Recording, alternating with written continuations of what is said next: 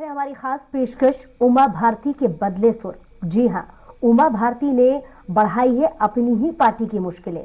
दरअसल जनता से उन्होंने एक सभा में कहा कि मैं नहीं कहूंगी कि बीजेपी को वोट दो, मेरी तरफ से आप लोग राजनीति बंधन से पूरी तरह से आजाद हो। लोधी समाज के युवा युवती परिचय सम्मेलन का मौका था जब वो शामिल हुई थी। वायरल हो रहा है इसका वीडियो, कुछ ही दिन पुराना बताया जा रहा है। स्वराज एक्सप्रेस हालांकि इस वायरल वीडियो की पुष्टि नहीं करता है। कांग्रेस ने उमा भारती के इस बयान को अपने लिए एक मुद्दा बना लिया। कांग्रेस मीडिया विभाग के उपाध्यक्ष भूपेंद्र गुप्ता का इसमें बयान भी सामने आया है। उमा भारती पार्टी में अपनी उपेक्षा के कारण ही इस तरीके के बयान दे रही है, ऐसे वो कहते नजर आए।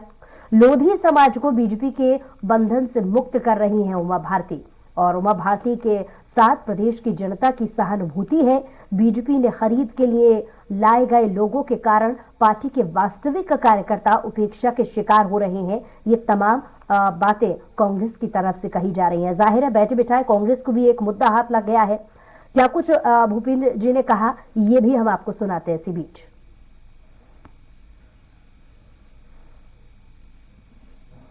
इसने आपका अपमान रखा। मैं आऊंगी, मैं अपनी पार्टी के मंच पे आऊंगी, मैं लोगों का वोट मांगूंगी। मैं वोट में कभी नहीं कहती हूँ कि लोधी हो तुम भाजपा को वोट करो, नहीं, मैं तो सबको कहती हूँ, मैं सबको कहती हूँ कि आप भाजपा को वोट करो, क्योंकि मैं तो अपनी पार्टी की निष्ठावान सिपाही हूँ। लेकिन मैं आपसे थोड़ी अपेक्षा करूंगी कि आप पार्टी के निष्ठावान सिपाही होंगे, नहीं, आपको अपने आसपास के हित देखना है। क्योंकि आप पार्टी के कार्यकर्ता अगर नहीं है और अगर आप पार्टी के वोटर नहीं है तो आपको सारी चीजों को देख करके ही अपने बारे में फैसला करना है। और इसलिए मैं ये मान के चलिए कि प्यार के बंधन में हम बंधे हुए हैं, लेकिन राजनीति के बंधन से मेरी तरफ से तो आप पूरी तरह से आजाद हैं। उमा जी का भाषण उसी लाइन पर है और भारतीय जनता पार्टी के अंदरूनी उसका चित्रण करता है। जी उमा भारती के साथ प्रदेश की जनता की सहानुभूति है, उनका अपना योगदान है, और उस योगदान को अगर कुचलने का काम भारतीय जनता पार्टी करेगी तो भारतीय जनता पार्टी को इस 2023 में इसका हश्र।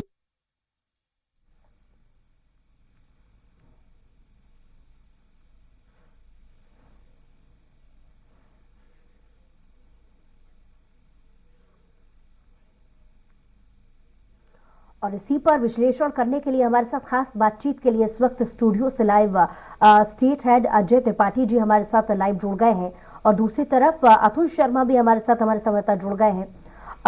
अजय त्रिपाठी जी, क्योंकि हम इस खबर पर विश्लेषण कर रहे हैं कि कैसे उमा भारती के सुर समय समय पर बदलते नजर आते हैं, पार्टी की खिलाफत करते हुए उनके बोल ऐसे सुनने में आते हैं, और इसका यही वजह है कि इसका फायदा कांग्रेस भी समय समय पर उठाती नजर आई है।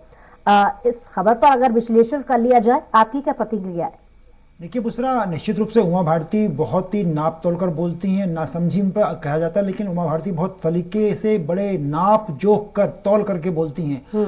उनको साफ पता है कि लोधी समाज एक बड़ा वोट बैंक है, और जिस तरह से बीजेपी लगातार लोधी नेता जितने भी हैं उनको हाशिए पर करती जा रही है, उमा भारती की चिंता उसमें साफ दिखाई देती है। उमा भारती ने सारी कोशिशें कर ली। पहले उन्होंने शराबबंदी को लेकर आंदोलन किया, उसके पहले उन्होंने रायसेन में वो महादेव मंदिर खुलवाने का प्रयास किया। तमाम वो किसी न किसी तरह अपनी प्रेजेंस बनाए रखनी चाहती है, लेकिन उसके बावजूद बीजेपी का जो लीडरशिप है वो उमा भारती को फ्रंट लाइन में करने की स्थिति में बिल्कुल नहीं है। और इसीलिए उमा भारती ने एक नया दांव खेला। उन्होंने खुलकर कहा है कि लोधी समाज जो है उसको ये नहीं कहेंगी कि किसको वोट दें, लोधी समाज किसी को भी वोट देने के लिए स्वतंत्र है। जब वो बीजेपी की, उन्होंने खुद कहा है कि जब वो बीजेपी की सभाओं में बात करेंगी तो निष्ठावान कार्यकर्ता की तरह पार्टी के लिए काम करेंगे, पार्टी के लिए अपील करेंगे, लेकिन जब समाज की बात करेंगी तो ये जो डल कैरेक्टर दिखाई पड़ता है उमा भारती का, ये इससे बीजेपी का नुकसान तो होगा ही होगा, लेकिन उमा भारती का भी नुकसान होगा।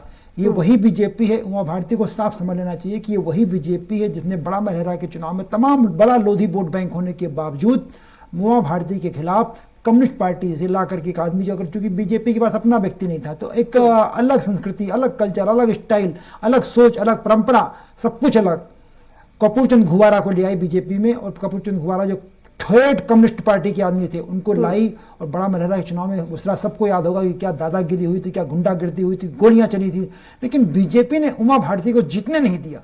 तो सत्तारूढ़ पार्टी है बीजेपी, और ये खुद उमा भारती इतने लंबे समय से बीजेपी में, वो जानती हैं कि बीजेपी में क्या कहा जाता है और बीजेपी में क्या किया जाता है। तो मुझे लगता है कि उमा भारती को थोड़ा संयमित होकर बात करना चाहिए। बदल गई है बीजेपी। अब कुशाभाव जिस बीजेपी में उमा भारती थी, उमा भारती की हर तड़क मिजाजी, उमा भारती की हर जिद मान ली जाती थी, अब वो बीजेपी नहीं रही। उमा भारती को ये समझना चाहिए कि वो बीजेपी खत्म हो गई है। जिस बीजेपी में कुशाभाऊ ठाकरे, लाल कृष्ण आडवाणी, मुरली मनोहर जोशी, सिकंदर बख्त, आरिफ बेग, ये बड़े बड़े दिग्गज हुआ करते थे। उनकी बात उमा भारती जो कहती थी होता था। राजमाता साहब की पाल पुत्री थी, जो कहती थी वो होता था। अब वो बीजेपी अमित शाह, नरेंद्र मोदी की बीजेपी हो गई है। अब वो बीडी शर्मा की बीजेपी है, शिवराज सिंह चौहान की बीजेपी है। अब वो खत्म हो गई बीजेपी। इसलिए उमा भारती की जिद कम से कम बीजेपी नहीं चलने देगी, ये तय है। आप देखिए ना कि जितने भी लोधी नेता हैं उनको सबको हाशिए पे कर दिया, सिर्फ उमा भारती नहीं। आप देखिए कि कुसुम महदेले लगातार प्रयास कर रही हैं। प्रीतम लोधी ने तमाम बातें की। प्रीतम लोधी को बीजेपी जानती थी कि प्रीतम लोधी को निकाले जाने से क्या नुकसान होगा, उसके बाद भी बीजेपी ने प्रीतम लोधी को बाहर कर दिया। तो उमा भारती जो अपना स्टाइल अपना रही है वो पुराना स्टाइल है, और उमा भारती को ये समझ लेना चाहिए कि ये स्टाइल अब नहीं चल पाएगा। बीजेपी बहुत बदल गई है जी। जी, और बहुत अच्छे से आपने, जैसा कि कुछ देर पहले हमने उमा भारती जी का मन से दिया गया स्टेटमेंट भी अपने दर्शकों को दिखाया, और बहुत अच्छे से आपने इसका विश्लेषण किया, उसके असर कैसे हो रहा है कांग्रेस पार्टी में भी, वो भी आपने बहुत अच्छे से विश्लेषण किया। लेकिन बाहरी तौर पर, क्योंकि स्वराज एक्सप्रेस ग्राउंड जीरो से हर तहकीकात करता है, हर स्टेटमेंट पर बारीकी से समझने की कोशिश करता है, और इसलिए हमारे साथ अतुल भी लगातार जुड़े हुए हैं। अतुल, आपसे समझना चाहेंगे उमा भारती के स्टेटमेंट के बाद में कांग्रेस अपने तरीके से इसके बयान के मायने निकाल कर देख रही है, लेकिन राजनीतिक सरगर्मियां, राजनीतिक भूचाल मध्य प्रदेश में किस तरीके से आया हुआ है? अतुल। उषा, जब भी उमा भारती कोई बयान देती हैं तो वो सुर्खियां तो बनती हैं, लेकिन उससे कई मायने भी निकलते हैं। ये बीते दिनों का बयान है जो राजधानी भोपाल में एक सम्मेलन के दौरान उमा भारती ने दिया था। हालांकि जो विश्लेषण कर रहे हैं अजय त्रिपाठी, उनके सामने मेरा बोलना यानी सूरज को रोशनी के दिखाने के बराबर होगा। लेकिन 2003 से इसको समझना होगा कि जब दिग्विजय सिंह का शासनकाल जा रहा था और उमा भारती शासन में आ रही थी, उसके बाद तमाम जो है कोशिश के बाद उमा भारती ने मध्य प्रदेश के अंदर सत्ता का पलट भी किया और मध्य प्रदेश के अंदर बीजेपी की सरकार को स्थापित किया। हालांकि उसके बाद सियासी समीकरण बदले, उसके मुख्यमंत्री शिवराज सिंह चौहान और बाबूलाल गौर बीच में मुख्यमंत्री बने, लेकिन कहीं ना कहीं इन तमाम मामलों के बीच में, सियासी दावपेच के बीच में उमा भारती हंसिए पे जाती हुई दिखाई दी एक खुद की पार्टी बनाने के बाद। एक बार फिर से कोशिश की जा रही है उमा भारती की तरफ से कि वापिस मुख्य धारा में पहुंचा जाए बीजेपी की। हालांकि वर्चस्व की लड़ाई भी इसको कह सकते हैं, और इस वर्चस्व की लड़ाई के बीच में उमा भारती के जो तमाम जो बयान निकल के आ रहे हैं वो पार्टी को डैमेज कर रहे हैं, लेकिन साथ में उमा भारती को भी गंभीरता के साथ डैमेज करते हुए बुशा दिखाई दे रहे हैं। कांग्रेस है, विपक्ष की पार्टी है, और तमाम मुद्दों के ऊपर इस समय विपक्ष काफी आक्रामक दिखाई भी दे रही है। उमा भारती का जब बयान आया सुर्खियों में गया, और उसके बाद अब विपक्ष पूरी जोर के साथ तमाम जो कांग्रेस के नेता है वो एक सुर में उमा भारती के साथ खड़े दिख रहे हैं। साफ तौर पर उनका यही कहना है कि मध्य प्रदेश में उमा भारती के ऊपर अत्याचार किया गया। बीजेपी को मध्य प्रदेश में लाने वाली कोई थी, गढ़ बनाने वाली अगर कोई थी, जिताने वाली अगर कोई थी तो वो उमा भारती थी, लेकिन उनके साथ अब पक्षपात किया जा रहा है। देखिए, पूरा मसला समझना होगा हमें बुशा, और 2023 से हमें जोड़ना होगा, पर दर परत हम जोड़ते हुए चलेंगे। उमा भारती का जब बयान आता है कि वो लोधी समाज के लिए कहती हैं कि वो अपने हिसाब से वोटिंग करें, अपने हित को देखते हुए वोटिंग करें, और उस समय जब चुनावी साल शुरू होने वाला है तो एक बड़ा वोट बैंक कहीं ना कहीं उमा भारती के साथ ये संदेश देने की कोशिश की जा रही है कि वो अब बीजेपी के साथ नहीं रहेगा। हालांकि देखिए, हमने जब जब देखा उमा भारती ने जब जब लोधी समाज की तरफ देखा, क्योंकि खुद लोधी समाज का वो प्रतिनिधित्व करती है, और लोधी समाज से जब जब उन्होंने बीजेपी के पक्ष में मतदान करने की अपील करी तो लोधी समाज ने खुल के बीजेपी को समर्थन किया। लेकिन अब जिस तरीके से अब ये बयान आ रहे हैं, इसके कई सियासी मायने निकल रहे हैं, लेकिन मायने कांग्रेस की तरफ से भी निकल रहे हैं, और साफ तौर पर यह स्पष्ट है कि आने वाले दिनों में इस तमाम बयान के बाद तमाम उमा भारती के जिस तरीके से ये लोधी समाज को लेके कह रही हैं कि अपना हित, और सबसे महत्वपूर्ण की वो राजनीतिक आजादी दे रही हैं लोधी समाज को, इस बयान को बारीकी से समझने की जरूरत आन पड़ी है, और कहीं ना कहीं इस बात से निकल के आ रही, क्योंकि आने वाले आपके पास हमारे साथ बीजेपी से प्रवक्ता महेश शर्मा जी जुड़ गए हैं इस वक्त फोन लाइन पे। बहुत स्वागत है आपका महेश जी। महेश जी, सीधा सवाल मेरा आपसे कि कुछ दिन पहले उमा भारती एक लोधी समाज के कार्यक्रम में पहुंची थी, जिसमें उन्होंने इस तरीके का स्टेटमेंट दिया है कि मैं ये नहीं कहूंगी कि आप बीजेपी को वोट दें, और इस पर जमकर सियासत हो रही है। मेरे ख्याल से आपको इस पूरे स्टेटमेंट के बारे में पूरा संज्ञान होगा, क्या प्रतिक्रिया आपकी? देखिए, उमा भारती जी हमारी भारतीय जनता पार्टी की वरिष्ठ नेता हैं, जिम्मेदार नेता हैं और बहुत प्रभावी नेता हैं। उन्होंने जिस प्रकार से पूरे विषय को कहा, उसको किस ढंग से सोशल मीडिया में विरोधियों द्वारा प्रस्तुत किया गया है, वो हम बहुत स्पष्ट रूप से देख रहे हैं। उन्होंने कहा कि सबको मैं कहूंगी कि भारतीय जनता पार्टी को वोट दें, सबका साथ सबका विकास जो मूल मंत्र है हमारा, उसी की कहीं ना कहीं पुनरावृत्ति उनके बयान में की गई है। उस बयान के साथ जिस प्रकार से विरोधी आधा हिस्सा काट कर रहे, सोशल मीडिया का युग है, एडिटिंग का युग है, जिस प्रकार से उसका उपयोग करते हैं वो दिखाई पड़ता है। उमा जी बहुत ही हमारी वरिष्ठ नेता, हम जैसे कई कार्यकर्ताओं को उन्होंने गढ़ने और रचने का काम किया है। लेकिन महेश जी, यहाँ पर कांग्रेस के मीडिया विभाग के जो उपाध्यक्ष है भूपेंद्र गुप्ता, उन्होंने इस पर सीधा कहा है कि उपेक्षा का शिकार कार्यकर्ता भी हो रहा है, और जो पुराने दिग्गज नेता है बीजेपी के, वो भी उपेक्षा का शिकार हो रहे हैं। यही वजह है कि उमा भारती ऐसे स्टेटमेंट दे रही हैं। और लगातार हमारे साथ भूपेंद्र गुप्ता जी भी जुड़ गए हैं। बहुत स्वागत है आपका भूपेंद्र जी।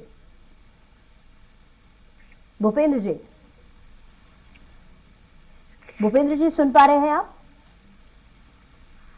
चलिए, भूपेंद्र जी से हमारा संपर्क नहीं हो रहा है, हम दोबारा संपर्क करेंगे। बहरहाल महेश जी, भूपेंद्र जी की इस प्रतिक्रिया पर आपकी क्या प्रतिक्रिया है? देखिए, भूपेंद्र जी अच्छे व्यक्ति हैं और निश्चित रूप से जिस प्रकार की उनकी बातचीत करने की शैली है वो भी कहीं ना कहीं दिखाती है, लेकिन वो अब अपने राजनीतिक हित से बंधे हुए हैं, तो उनका तो अपने काम आरोप लगाने का ही रहेगा।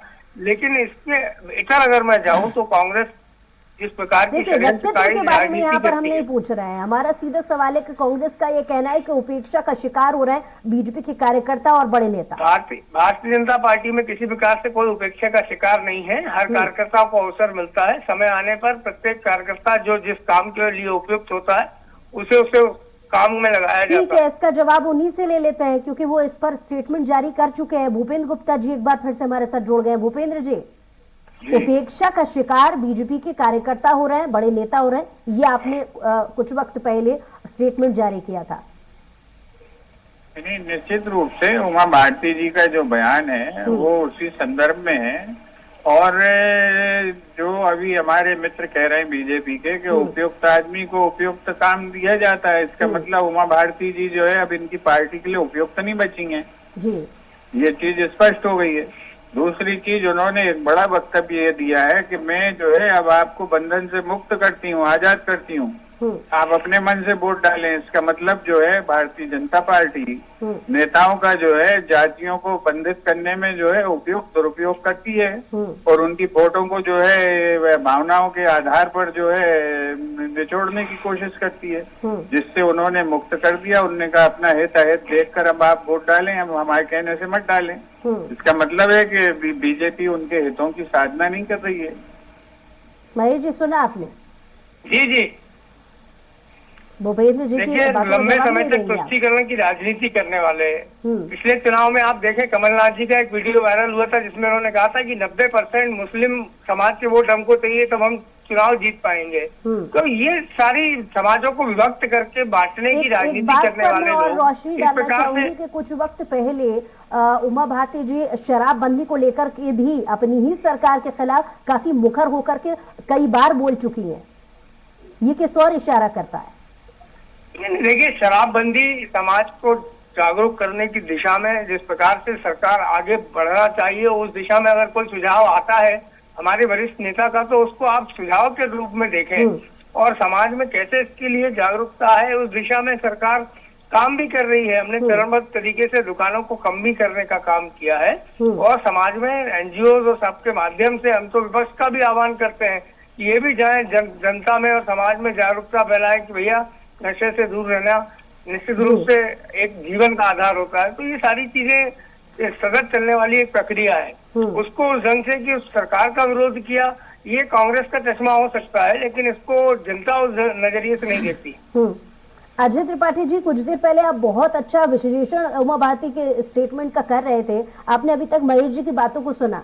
नहीं, मैं महेश जी की बात को सुन रहा हूँ। महेश जी तो और भूपेंद्र जी दोनों ही एक जो उनका अपना वैचारिक प्रतिबद्धता है उसके हिसाब से बात करेंगे, लेकिन मैं जो बात कह रहा था एक हकीकत ये है कि बीजेपी में जो अतुल बात कह रहे थे 2003 का, मैं सहमत हूँ, लेकिन बदल गया है बहुत। महेश जी को मानना पड़ेगा, बदल गया है वो बीजेपी बहुत बदल गई है।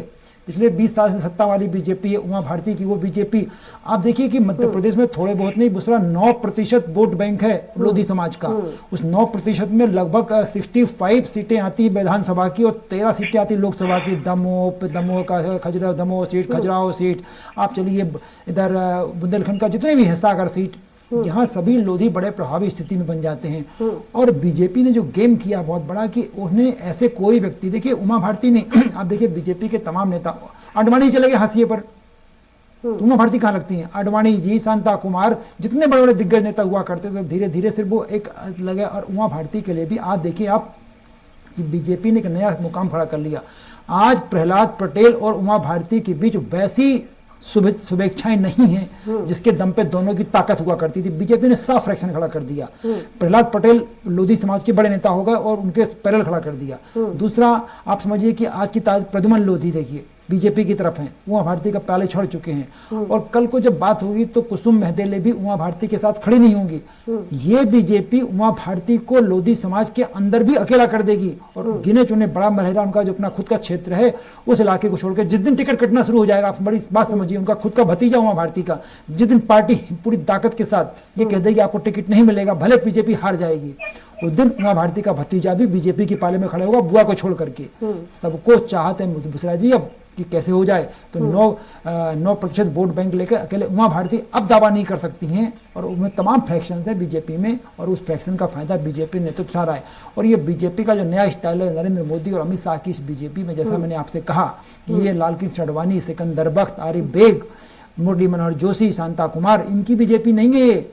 अब ये शिवराज सिंह चौहान, BD शर्मा, नरेंद्र सिंह तोमर, अमित शाह, इनकी बीजेपी है। इसका असर कितना पड़ेगा 2023 के चुनाव पर इस तरीके के अगर स्टेटमेंट आते रहेंगे? क्योंकि मैं बार बार इस चीज पर भी रोशनी डाल रही हूँ कि पिछले समय में भी उमा भारती शराबबंदी हो, देखिए जनता के बीच में क्या मैसेज जा रहा है ये मायने रखता है। तो देखिए बीजेपी ये वही मैं आपको समझा रहा हूँ कि बीजेपी की जो रणनीतिक टीम है वो ये समझा पाने में सफल हो जाएगी कि उमा भारती अपना नित वजूद बनाए रखने के लिए सब कर रही है और वो हाशिए पर कर देगी उमा भारती को। आप देखते जाइए ये उमा भारती अगर इस तरह नहीं बदल, अगर उमा भारती ना बदले, अगर जैसे उन्होंने शुरू किया था शराबबंदी आंदोलन उसी पर टिकी रहती तो उमा भारती बीच में उनके कुछ काम पूरे हो गए। रखने के लिए इस तरीके के स्टेटमेंट सामने आ रहा है। महेश जी क्या प्रतिक्रिया?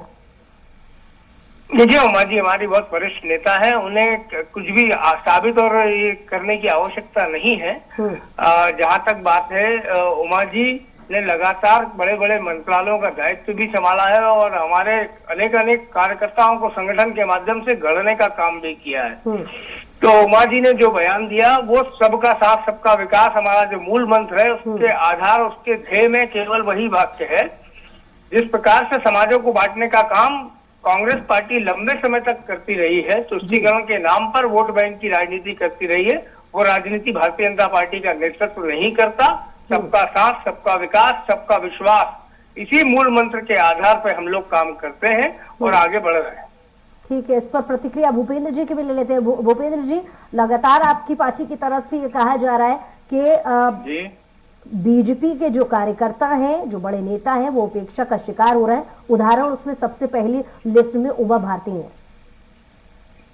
नहीं, अगर जो है ये अजय त्रिपाठी जी की जो विश्लेषण है सही है जी, तो इसका मतलब है कि Bharatiya Janata party use and throw का काम करती है और जो है उमा भारती को जो है कुचलने का काम कर रही है। आज जो पूरे देश में वातावरण है भारतीय जनता पार्टी के खिलाफ वो इसीलिए है कि ये घर में घुस के लोगों की हत्या को मार डालते हैं और उनकी जो राजनीति समाप्त कर देते हैं।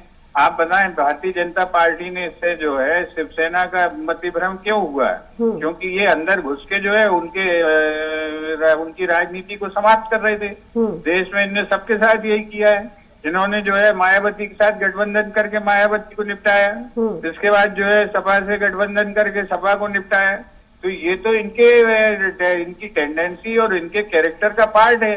आज उमा भारती का उपयोग करके उमा भारती को निपटाने का काम अगर ये कर रहे हैं, जैसा कि विश्लेषण आपके चैनल ने बताया है, तो ये वही उसी तरह जिस तरह से इन्होंने कल्याण सिंह का उपयोग करके उत्तर प्रदेश में कल्याण सिंह को जीरो कर दिया, उसी तरह से जो है उमा भारती का उपयोग करके मध्य प्रदेश में उमा भारती को जीरो कर दिया।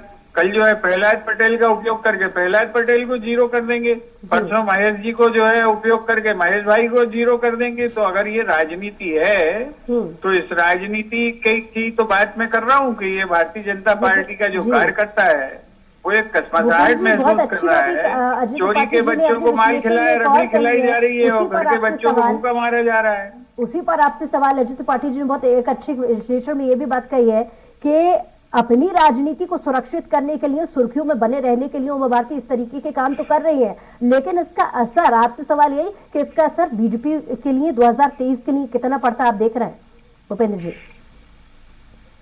देखिए, ये तो जो उमा भारती ने जो बात उठाई है वो बात है कि शराबबंदी की बात उन्होंने उठाई थी।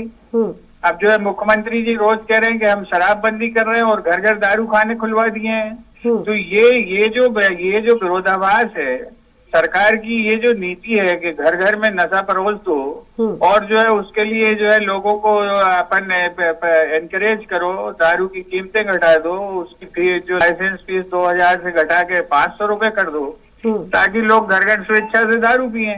अगर ये काम सरकार कर रही है तो ये अच्छा काम कर रही है, समाज विचार करे कि नैतिक रूप से अच्छा काम कर रही है कि बुरा काम कर रही है। और ये जनजागरण है शराब के प्रति। अभी जो है हमारे महेश जी बोल रहे थे कि जनजागरण कर रही है हमारी सरकार, ये घर घर दारू भेज के जनजागरण कर रही है सरकार। अगर ये काम कर रही है तो बलिहारी इनकी जो है, इनकी तो पूजा की जानी चाहिए, इनके मंदिर बनाए जाने चाहिए। और मंदिर के में जो है अगर ये घर घर दारू पिला के महान और पुण्य का काम कर रहे हैं तो अब इनकी पूजा की विधि विधान चालू होंगे। आपकी बातों का जवाब ले लेते हैं महेश जी, लास्ट कमेंट। देखिए, कांग्रेस पार्टी से क्या उम्मीद करें? अभी ये अपने नेताओं को ना संभाल पाने वाली पार्टी है, चाहे ज्योतिरादित्य सिंधिया हो, चाहे सचिन पायलट हो, अनेक ऐसे उदाहरण मैं गिना सकता हूँ जहां इन्होंने अपने नेताओं को कहीं ना कहीं जो है पूरी तरीके से डाउन करने का काम किया है। लेकिन ये आज का विषय नहीं है। आज का आपका जो विषय है मैं उस विषय पे आना चाहता हूँ। उस विषय के अंतर्गत उमा भारती जी के बयान को जिस प्रकार से तोड़ मरोड़ के षड्यंत्रकारियों ने प्रस्तुत करने का काम किया है, निश्चित रूप से उसका भी कहीं ना कहीं पर्दाफाश होगा। लेकिन कहीं ना कहीं आपको ये बहुत स्पष्ट है, उमा जी हमारी बहुत जिम्मेदार वरिष्ठ नेता है। उन्होंने ये कहा है कि वो सबका साथ, सबका विकास और सबके लिए जिस प्रकार से जाएंगे, बात मंच से उमा भारती जी ने नहीं कही है जिसका कुछ भी असर 2023 के चुनाव पर पड़ सकता है या पार्टी की छवि पर पड़ सकता है। बहुत शुक्रिया हमारे साथ जुड़ने के लिए, अपनी प्रतिक्रिया के लिए। भूपेंद्र जी आपका भी बहुत शुक्रिया, त्रिपाठी जी आपका भी बहुत शुक्रिया और अतुल का भी बहुत शुक्रिया तमाम जानकारी के लिए। और इसी के साथ ही हमारी खास पेशकश में इतना ही। कुछ और खबरों के लिए देखते रहिए स्वराज एक्सप्रेस।